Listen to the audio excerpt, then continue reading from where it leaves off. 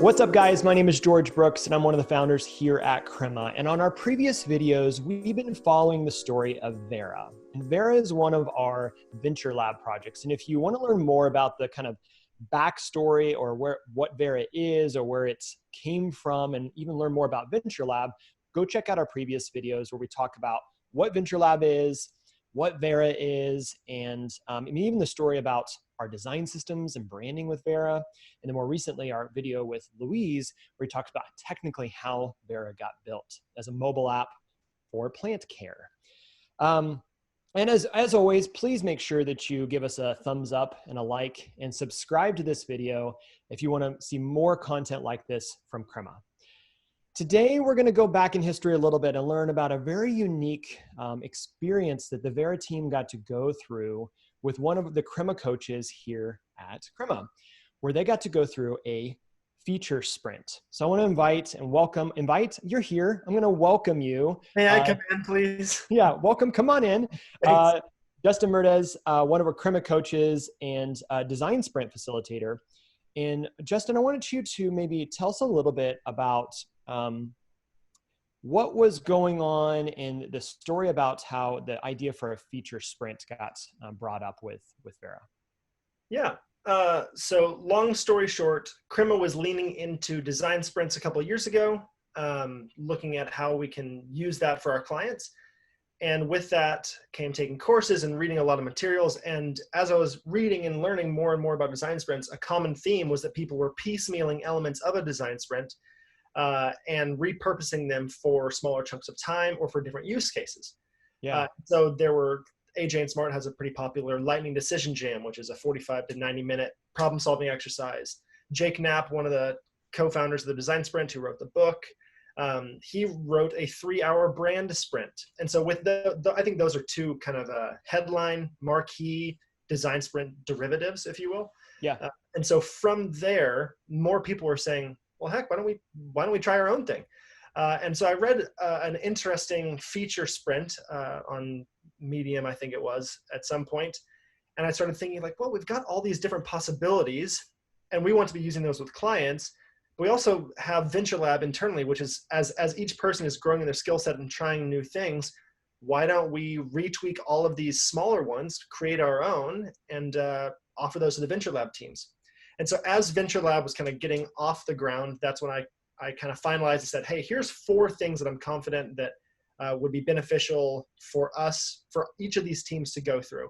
And one of those was the feature sprint. So tell me a little bit about what state was Vera in at the time that this was the right timing for them to maybe the things that they were dealing with or the dilemmas that they were dealing with, that was the right time to think about a feature sprint. Yeah. There were a couple of things that they were thinking like, oh, I may want that experience or that experience. But the thing that made them focus on the feature sprint as opposed to some of the others was that their team had been going around in circles with talking about next steps. As you know, by this point, if you watched previous videos, Vera was not originally what it is now.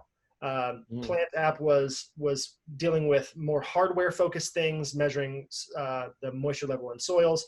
And so when they made this pivot a little bit, there were endless opportunities. And so with those endless opportunities come a lot of conversations, a lot of going around in circles. We could go here, we could go here. And those never got really finalized. There weren't restrictions put on them. And so it's easy to just keep being blue sky and not force themselves to narrow it down. And with that comes, it's hard to find a starting point when you're going around in circles, especially for the position that Vera was in. When you are working only once every other week, that's a constraint that necessarily it takes a little bit to kind of revamp into that energy. And so it's easy just to revisit what you did 2 weeks ago and kind of just rehash those things out. And so it's hard to find a starting point to get grounded. And then finally, trying to figure out what their unique value proposition was for web, for social, and all of that coming down to ultimately, what is this app? Which boils down to what are the key features we need? So all of those things boiling down to that simple thing, we need help with our features. Yeah, and I think what's really interesting about that is we find even when we're working with our clients, they have a vision for what the potential of what a product can do, but it's really difficult. And even I struggle with this. It's really difficult to make a decision to move forward, in which direction to move forward.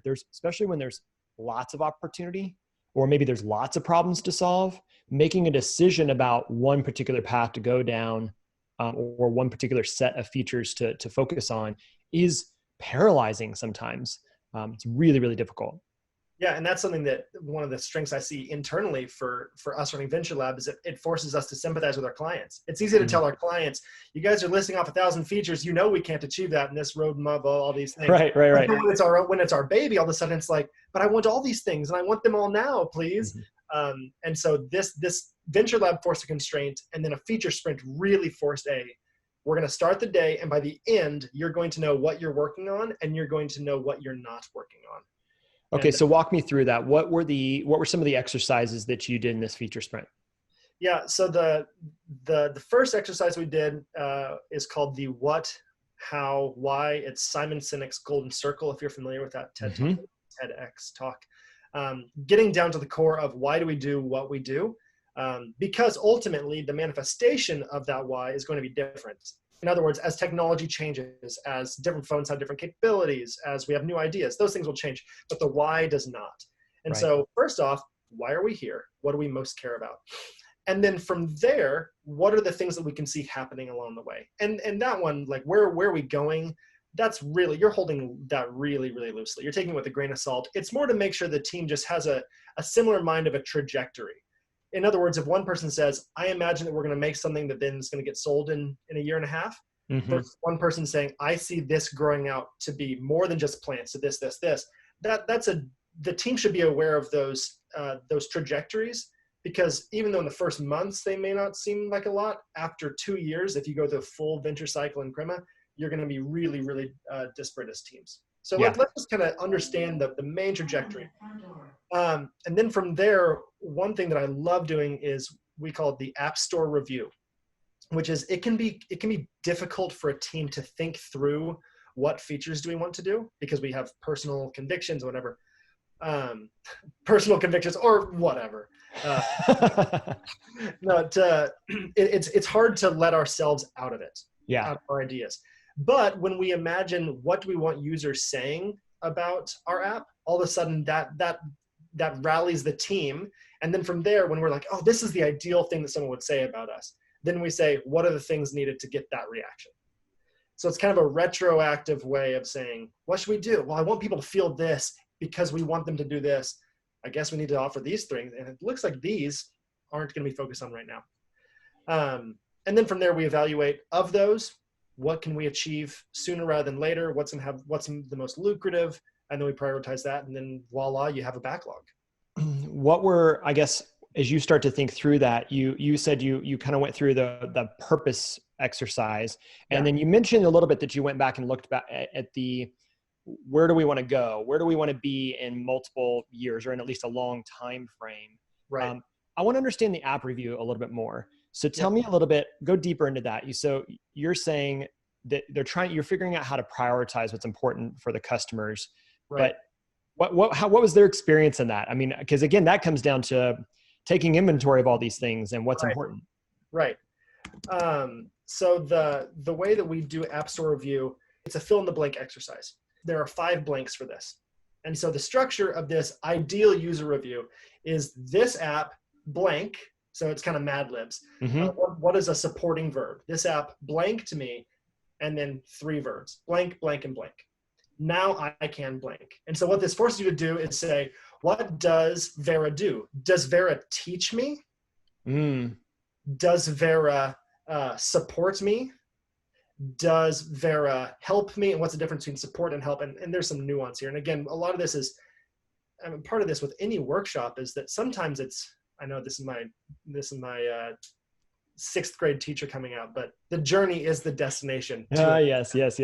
That it's important to hear each person flesh out. And some people, the semantical discussion between what's the difference between support and help. That's an important thing that the team needs to flesh out and understand what's going on in each other's minds. But regardless, what is the app doing? And then what are the 3 things? It blanked me, blank, blank, and blank. And so you think through what are the main things that Vera is going to provide a service for you doing. Is it identifying plants? Is it reminding you of all these things? Is it connecting you to other people who have plants that are to other plant parents?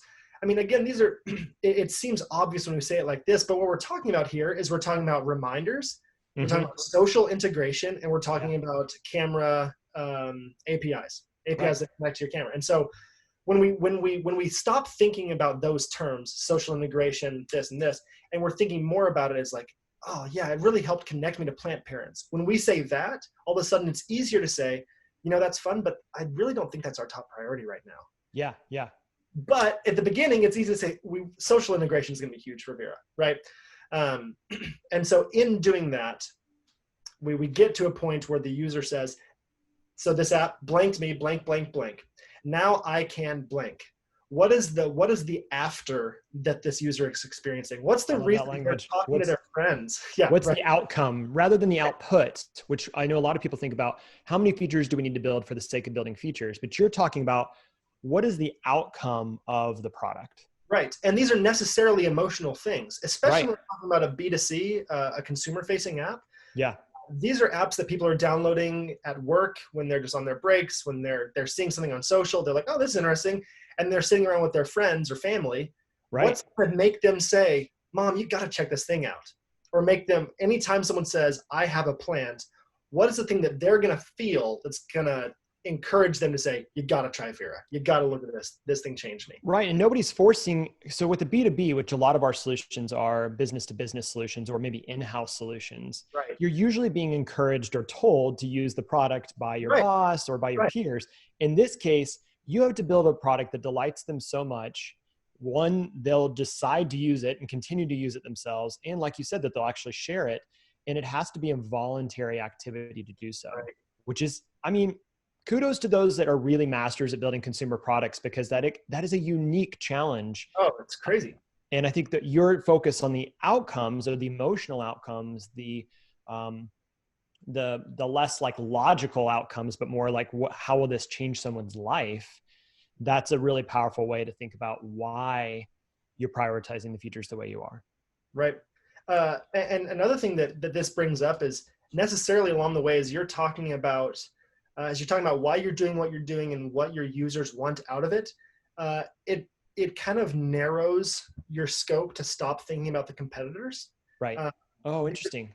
Because the game you're playing is not catch up to the competitors. And I'm a Venture Lab champion as well. Hopefully next year you're interviewing me about all the amazing decisions I made this year in our team. We'll talk about your app later. Quote. We'll talk about. What if I told you there was an app on the market? No, not now. No pitches.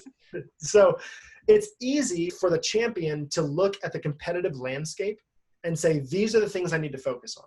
Right. But to some extent, and I think there's a healthy level of self-realization. You have to be aware of the competitive landscape. But at some point, you have to put on the blinders and you need to say, who are my users and what are the needs that are not being met? And how can we do that best? And so I think that these things force you to think about my users, not just outsmarting the competition. Because when we go user first, necessarily you start gaining traction. And I mean, good Lord willing and the creek don't rise, you're ultimately going to be taking over your competitors because you're meeting the users in a more valuable way. If you're focusing on your users, on the outcome for them, you're going to win. I mean, now there is some level of right time, right place, and that has to be a factor. And I think Vera's experienced that to some extent with everything that's going on. Yeah. So how long? I want to pause because I don't want to oversimplify. I don't want to say that what this workshop does is that this workshop provides you a surefire way of outsmarting your competition. No, and I don't think that's what we're saying.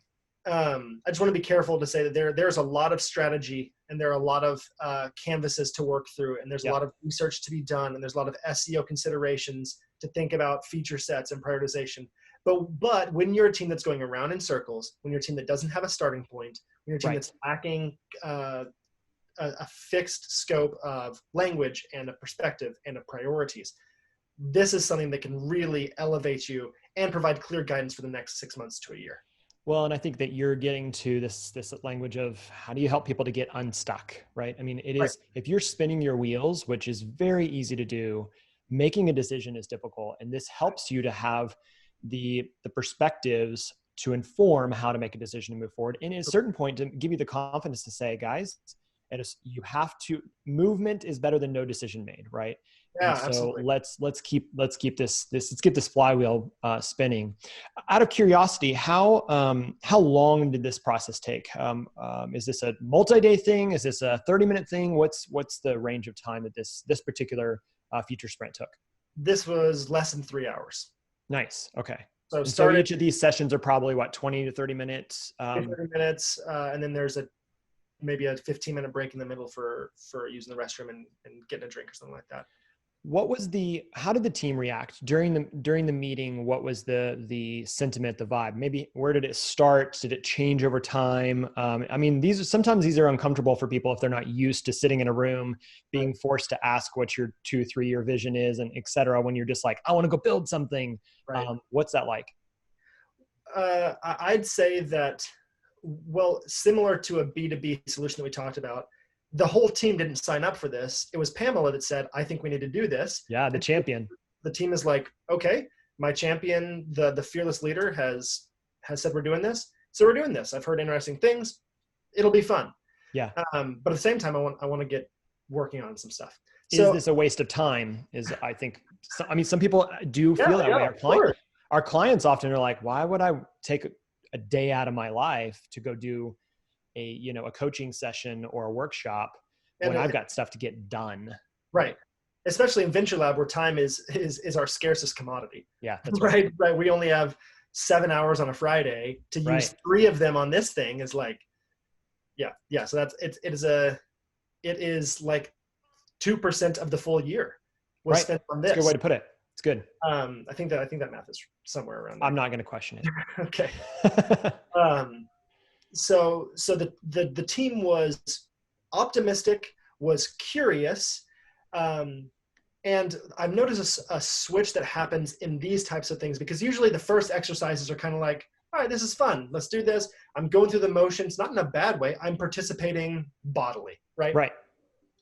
But usually there comes a tipping point where the seesaw goes from I am a present participant to I am becoming more vested. And I'm becoming more vested. Yeah. And I think the role of facilitator in this, to use Liz Wiseman's multiplier language, is to be a debate maker. Yeah. And so that's when people start to get really involved, is when the third party facilitator or whoever it is says something like, now I heard you just say this, but an hour ago you said this. And I'm seeing some disconnect here. I'm hearing you say that you want to provide this, but you're really prioritizing a social interface. Tell me about why that change happened. Do you see a difference between those two things? And so those little things come up, and I think that's when people really start to get more energetic, more passionate. People, and the Vera team was forced to think more critically about their assumptions. That's good. Which is I think one of the biggest value of any workshop like this, is being forced to consider your assumptions. And anything in life is valuable. Especially something like this. We've been on the same team for a couple months. We all know what we're doing. We started together, but it's easy to, there was a writer years ago that talked about sliding versus deciding. And sliding is the process where you end up at a destination having not chosen to take that exit. And you kind of are like, oh, one thing led to another, that led to another. And that's how we got here, as opposed to like, this is what we're doing now.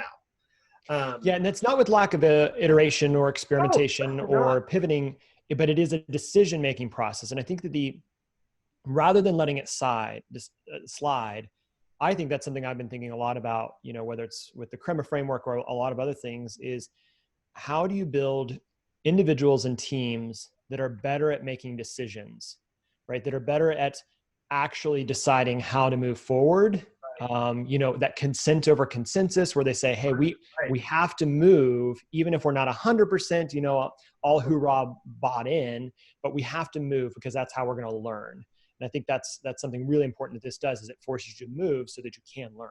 And especially in something like Venture Lab, where it's easy to see kind of waves of influence, or waves of who's in the driver's seat or who's the passenger, and then who are the people sitting in the back. Yeah. It's easy for Venture Lab for it to be like, the champion is driving the bus, Mm-hmm. And in the early stages, the designer has a lot of influence. Right. And then maybe the devs are kind of going along, perhaps. And this is a It's generalization. stereotype, but I think it's probably pretty accurate for a lot of startups. And then I think there's times where once the concepting is done and the devs get a hold of it, then the devs are in the driver's seat, and the champion is kind of trying to guide and provide the map.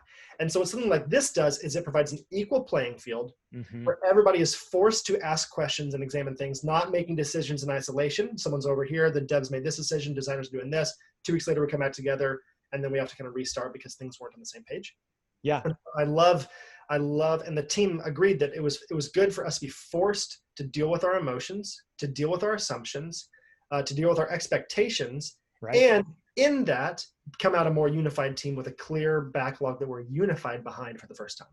So you've already kind of started to hint at it there, but what are some other outcomes that have come out of doing this? What does this mean for the team or the decisions they made? Because this was when you guys ran your sprint. It's been a while ago now.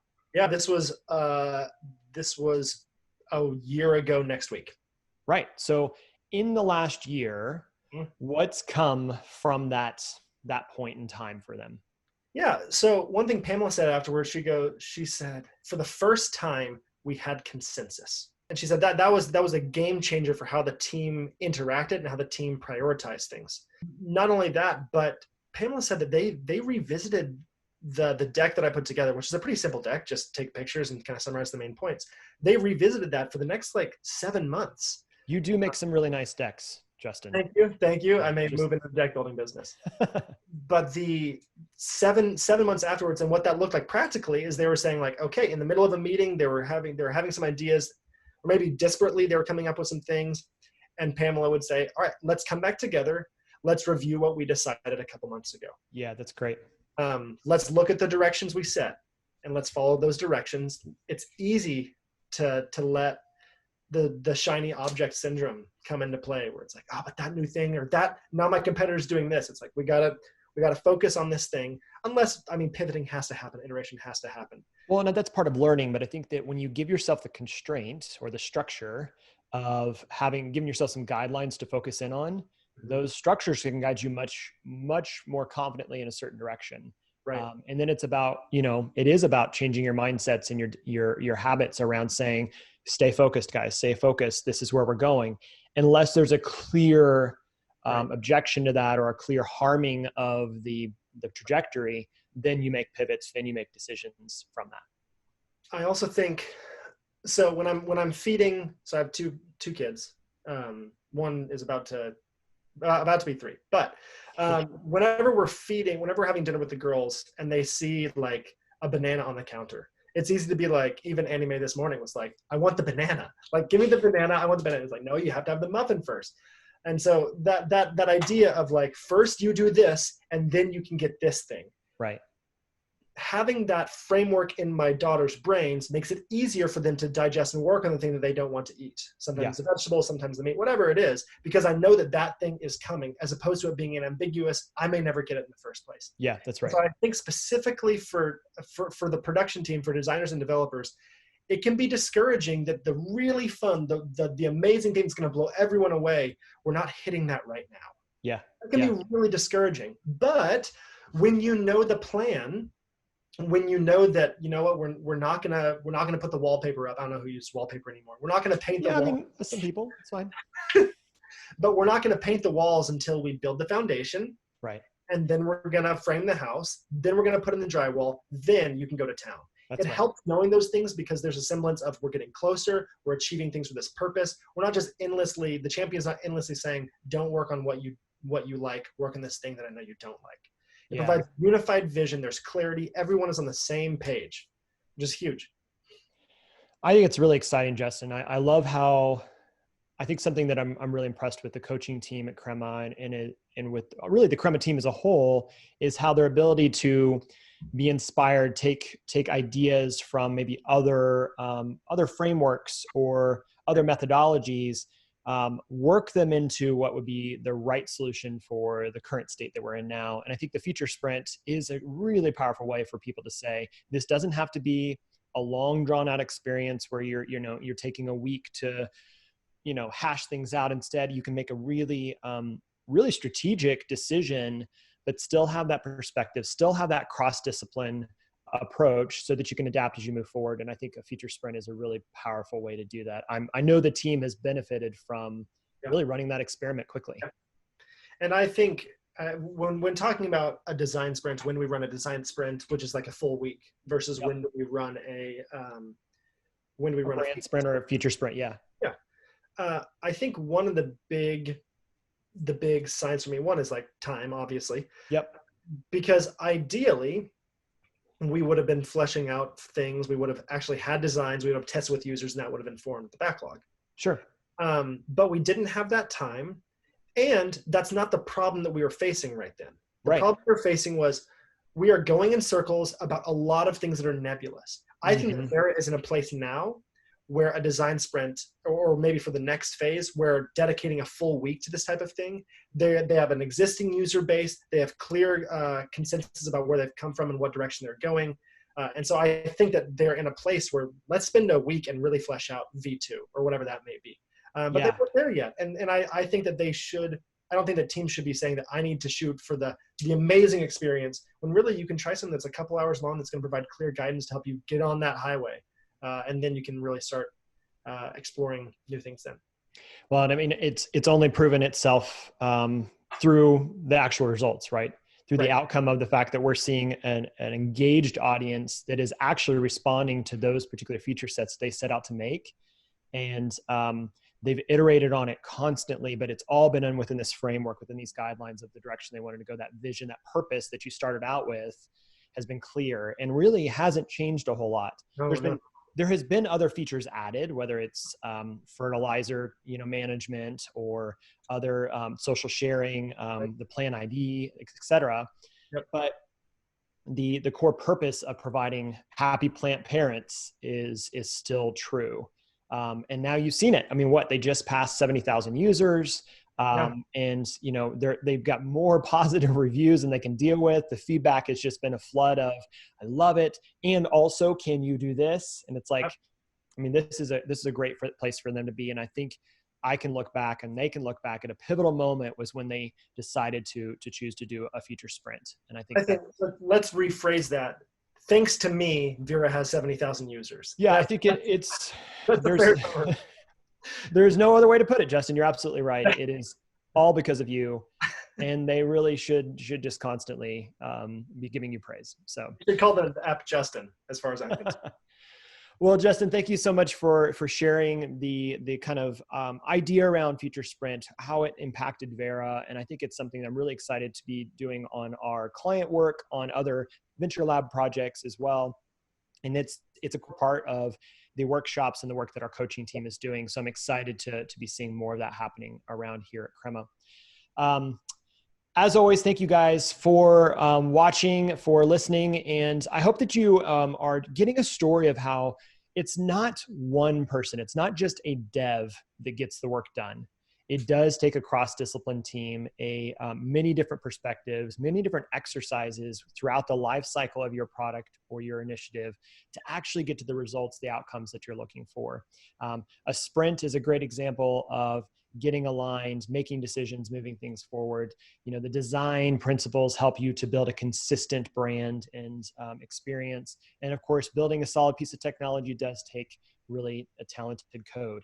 But talented code, I don't think code itself is talented, but the people building the code are talented. And we have more to share about the story of kind of even some other roles that are involved in the Vera story and really in all of our cross-discipline product teams here at Crema. So stay tuned. If you haven't already, make sure you like this video, give it a subscribe, and you'll get to see those next videos coming out in the near future. So as always, thank you guys for listening and watching. We'll see you next time.